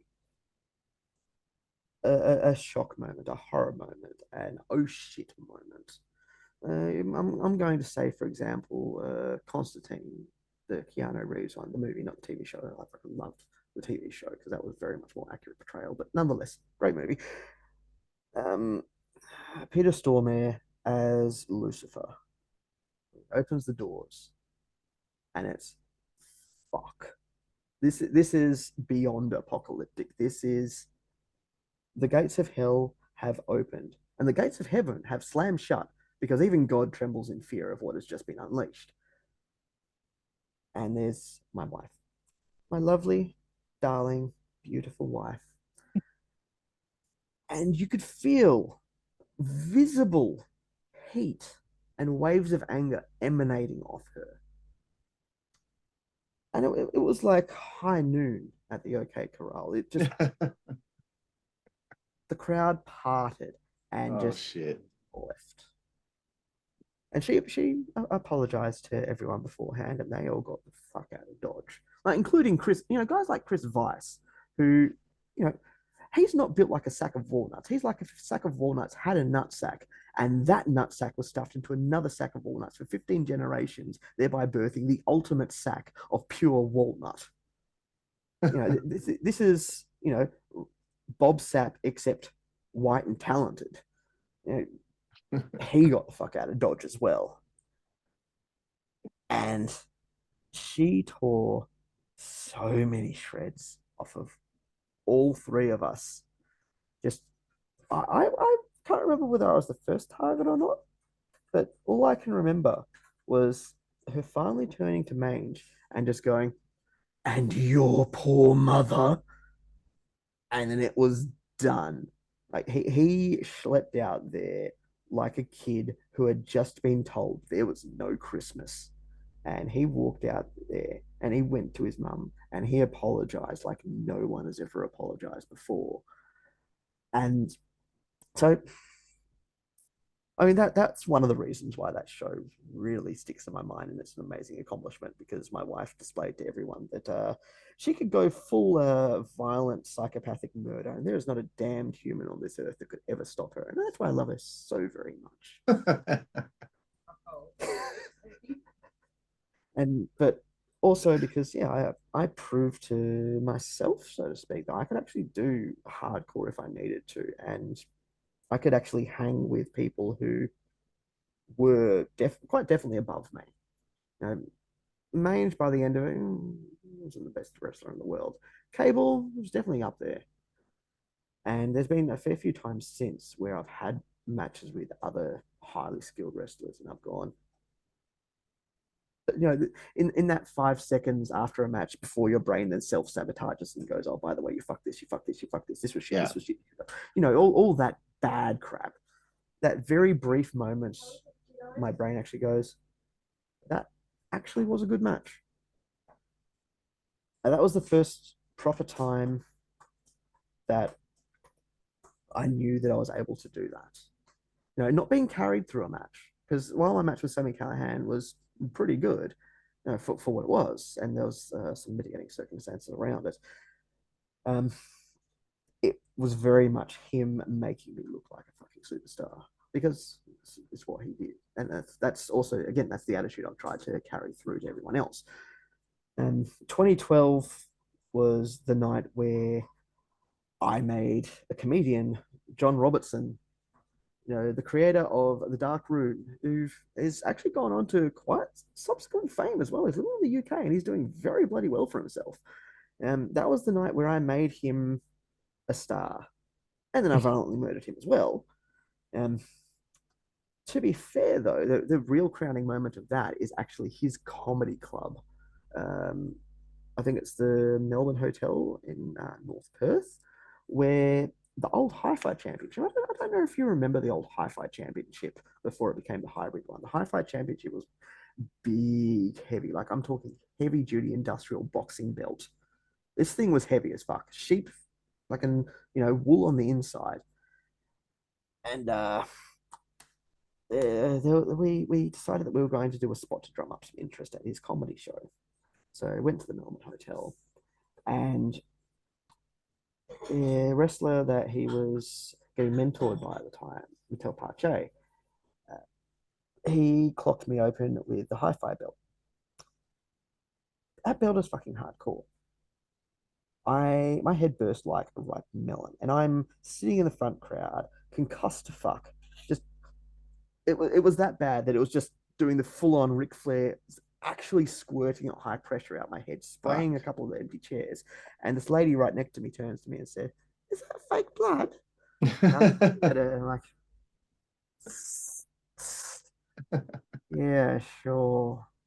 Like I my eyes weren't even focusing at the time. It was that bad. That was a bit of a highlight. But yeah, there's been like I want to say there's a few shows, yeah, personally, which have really been a high point for me. And the other big one, like one I will say flat out is, despite the subsequent issues with a couple of the wrestlers, Final Chapter 2013 and Perth City Riots 2013, because both shows, Aaron O'Malley, who was one of the guys, one of the last guys that I had a proper hand in training, because he took over at some point and infinitely better trainer than I would ever be. Like a pure mind for the business. Like best boy, deserves everything in the world, has been fucked over brutally by COVID and just issues and shit, but deserves everything in the world. He got to face his first international, which I think was I think his first international was supremely great.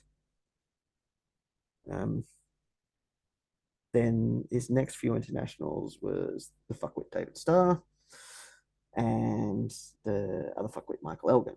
So not so great. But Aaron hung in there, like kind of what we were saying before, where may have been great wrestlers, but absolute fucked human beings.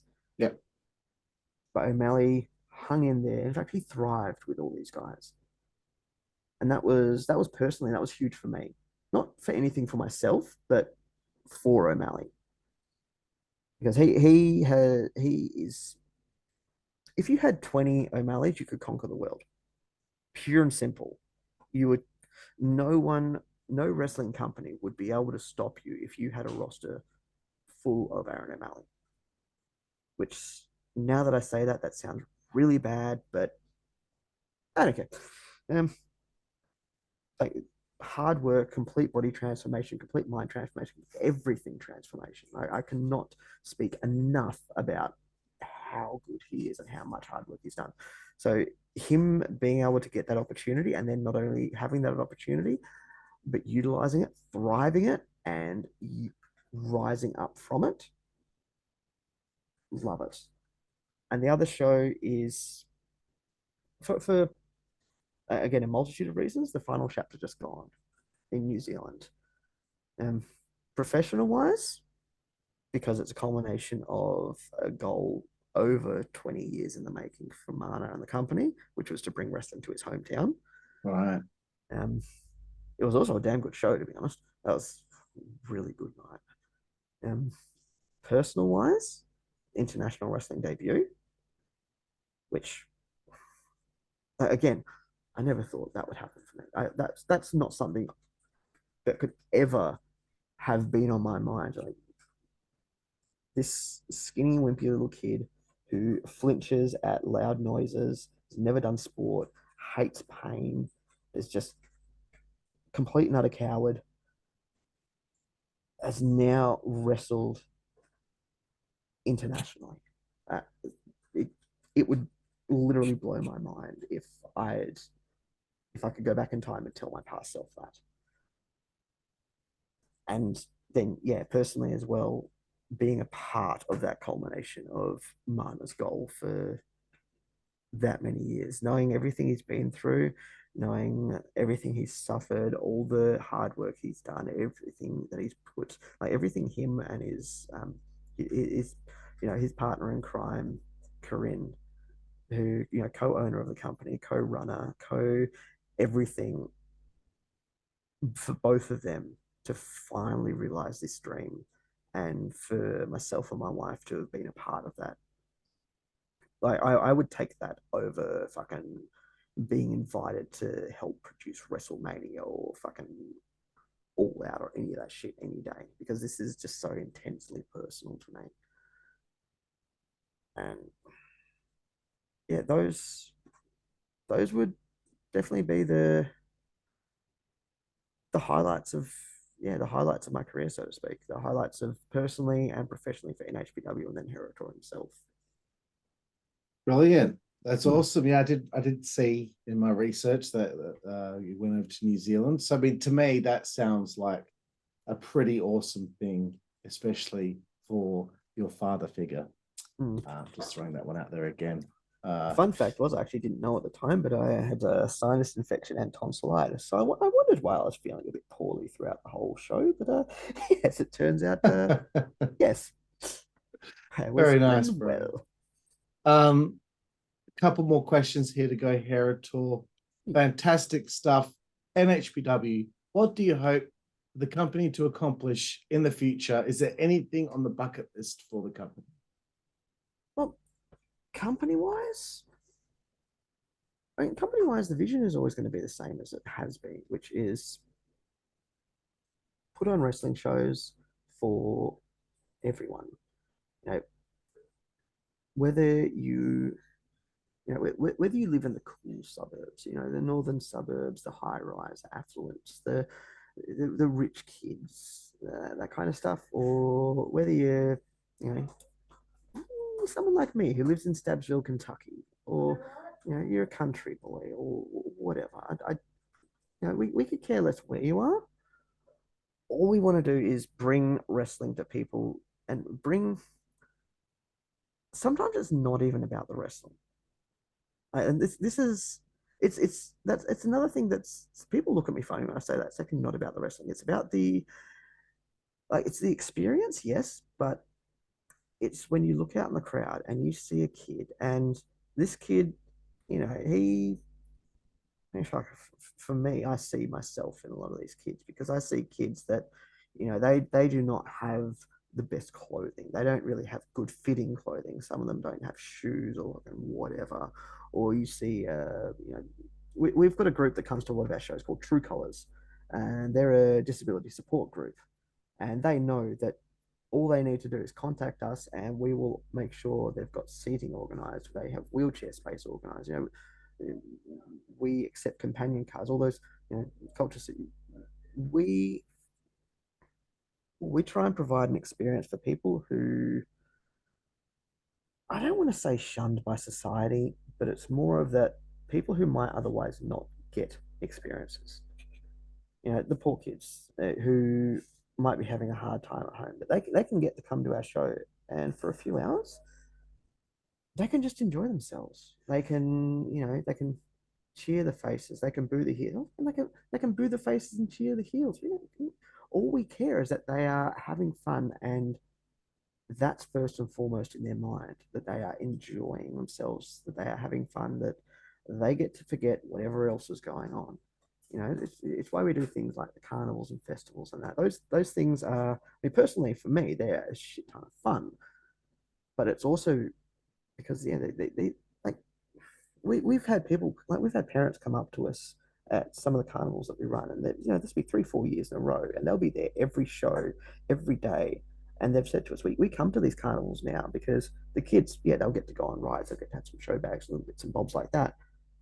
But we can bring them here, and they basically have like a full day, a full 2 days, a full 3 days of actual entertainment, of getting outside, getting into the sun, getting to be around people, and just experiencing something that they could never get, that they could never see. And that's really, and there's another cat. This is my big sook. He is Fergus. He is my baby boy, and he is just the biggest, sookiest fat boy in the world. Come here. Good boy. Stop blocking the camera. He hates cuddles, but he loves cuddles. But yeah, essentially that's the biggest thing for NHPW, to provide experiences, and then also to provide experiences for the wrestlers as well. Like we were talking about, the amplifiers wrestling over 2 nights, or going out to do the country shows like Meriden, things like that, going down to Cape Hall, doing shows down there, just doing festivals, doing weird things, doing things that places that would never see wrestling otherwise, that would never be considered for entertainment, for fun, for anything. Just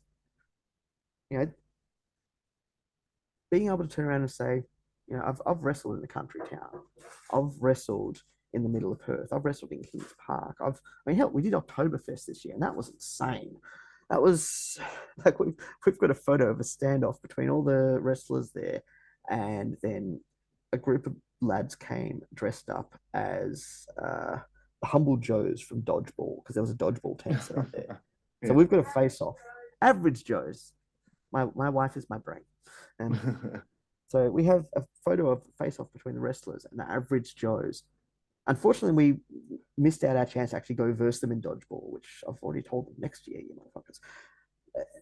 Fun experiences, weird experiences, just so the wrestlers, the fans, just everyone gets to have, it sounds cliche, but everyone gets to have a good time. I'm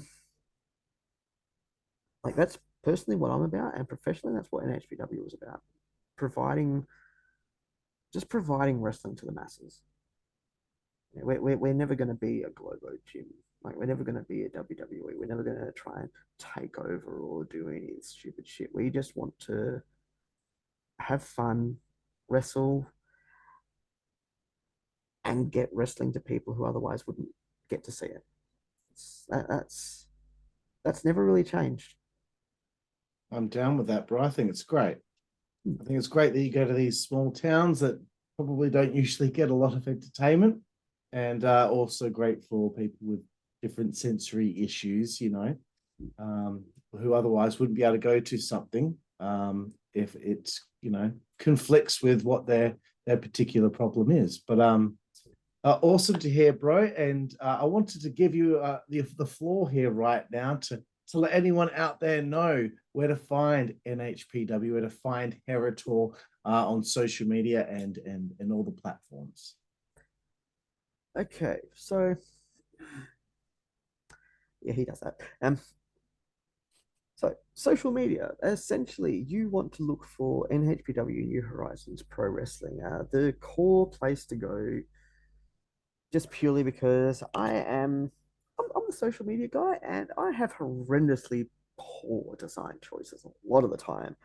So our handle is different on almost every single platform because I obviously hate people and I hate life. So generally the best place to go is www.nhpw, that's November Hotel Papa Whiskey.com.au, or alternatively, the more easy to remember, www.perthwrestling.com.au. That will take you to our homepage, which has links to Facebook, to Instagram, to Twitter, which Instagram and Facebook are a lot more maintained because, again, I am absolutely horrible at keeping things up to date. So I'll get that working again properly one day.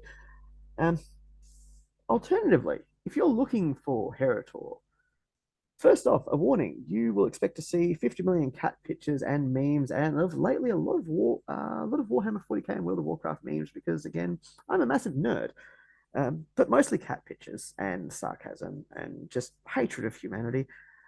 You can type in Heritor, and you will find me everywhere. I am a social media whore. And I will accept damn near anyone as a friend request. If you search for Heritor or Australian Gothic Heritor or Brian Heritor, because let's face it, everyone knows Heritor is Brian these days. You search for me, you will find me, and you will see 50 million cat pictures, and probably half of them are of their buttholes as well. If you can handle that, find me, add me. Let's talk some shit. Or not, because I am also a reclusive hermit. But yeah, essentially the core is just perthwrestling.com.au. If you go there, that will feed you to everywhere else. Facebook, it is NHPW Perth. Instagram is Perth Pro Wrestling. Again, because I like to be difficult. Twitter is NHPW Perth. I wish I could do it Perth Pro Wrestling everywhere, but Twitter has username limits because come on, Musk, hey, you fucked everything else up. Why can't you fuck that up as well? So that system works. So I want it to. Yeah, it's alternatively NHPW Heritor. If you type that in, I'll pop up somewhere. But realistically, if you Google Heritor, if you Google Brian Heritor, I'm there. And I'm distressingly online, especially with cat photos and memes. Very good, bro. And I'll make it easier for you. When this goes out on YouTube, all of that info will be down in the description. And I'll make it easier for you, but I want to give you the floor there, bro. So, bro, we're getting to our final segment here of the show. It's learning about your favorite things. I'm not sure if you've seen the podcast before, bro, but it's this quick fire question for a quick fire answer. See how quickly you can get the answer out of your system. I know you like to go on a bit of a rant though, so I understand. But first one here, Heritor, who is your favorite professional wrestler of all time? Favorite professional wrestler? I absolutely love, loathe, and hate this question in equal parts. I'm just going to have to say,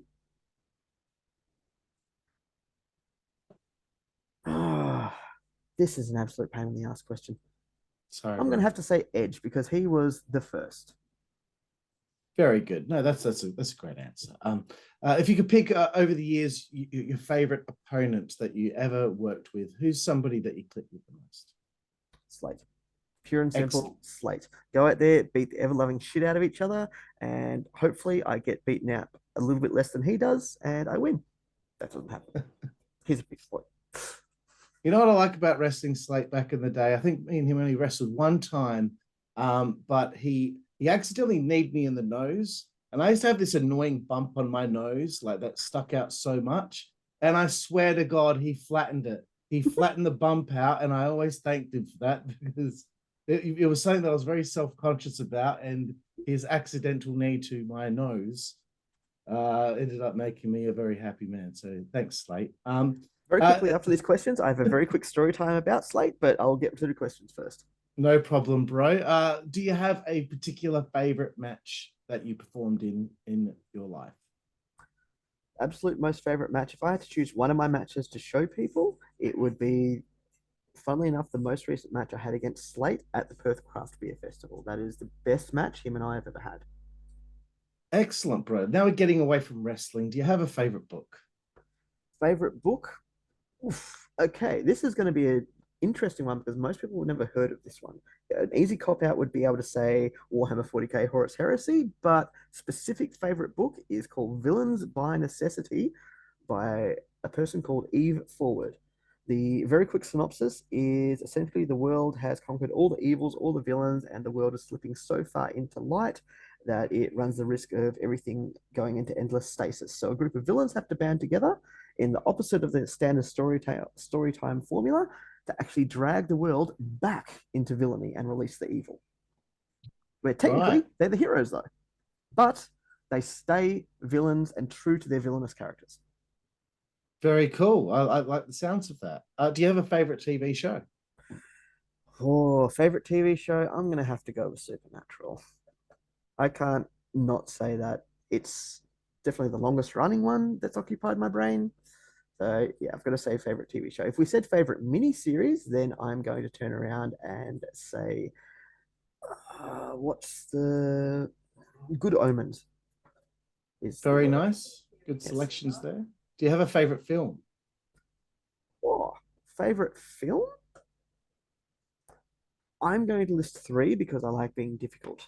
The It's first okay. one is one of my all-time perennial favorites, which I haven't seen for a decade. It is called The Magical Legend of Fairies and Leprechauns, also known as one of the very last films that Randy Quaid was in where he wasn't bug fucking insane. Um, the second favorite film is Hogfather. Again, Terry Pratchett, absolutely love it. The most favorite film. Fuck. Okay, I'm going to go with two because I have a favorite film and I actually can't remember what it is now. Oh, yes, that's right. Again, my wife, I love her so much. She is my brain. Repo the Genetic Opera because I'm a huge fan of musicals. Very nice, bro. Do you have a favorite musical artist or band? Okay, easily favorite musical artist is Weird Al Yankovic. Very close second is Till Lindemann because that way it encom- encompasses both Ramstein and his solo project Lindemann. Very nice. Getting away from the arts now. Do you have a favorite food? Oh, do energy drinks count? Um, okay, favorite food to be honestly, yeah. The wife just answered for me because I was going to say it, but I knew she was going to look at me and say, "Shut the fuck up." Is anything she cooks. Lovely. That's Like a very safe literally, answer. and very quick reason behind that. I was 50 kilos when we first started dating. Yeah, I became 100 kilos Right, because she's plumped you very up. good food. Oh yeah, Very she likes me chunky. Do you have a favorite place to eat, on the road, like a favorite restaurant, favorite place, to visit? Absolute favorite place to eat would be ramen. But it has to be an actual good ramen, not one of the El Generico shitty. We've got, generic packet of noodles dumped in a bowl, put some broth and soy sauce and extra little bits involved. It's got to be actual good quality, proper ramen. Very nice. Third last one here. Do you have a favorite alcoholic beverage?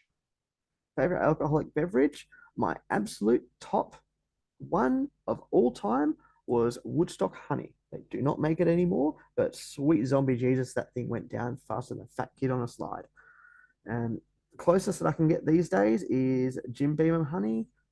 But alternatively, during summer, Summersby apple cider. Very nice. Second last one here. Favorite female body part? You can have a very meaningful answer to this, or it could be very what most would be expecting. What would you say that would be? Favorite female body part? Well, I'm going to completely skip the sappy cliche and I'm going to say my wife's butt because do she got the booty? She do. Excellent, bro. Last one here. Favorite curse word? Fuck.